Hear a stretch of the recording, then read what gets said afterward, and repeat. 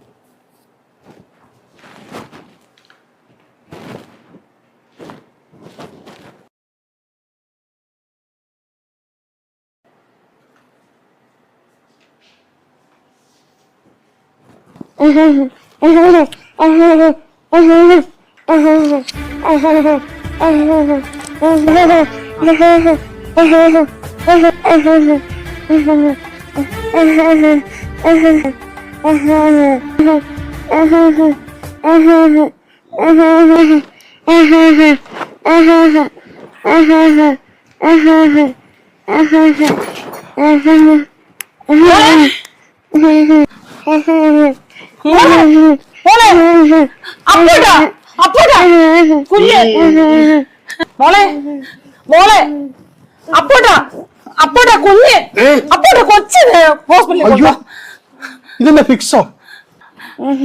മോളെ മോളെ അപ്പോട്ടാ അപ്പോട്ടാ കുഞ്ഞ്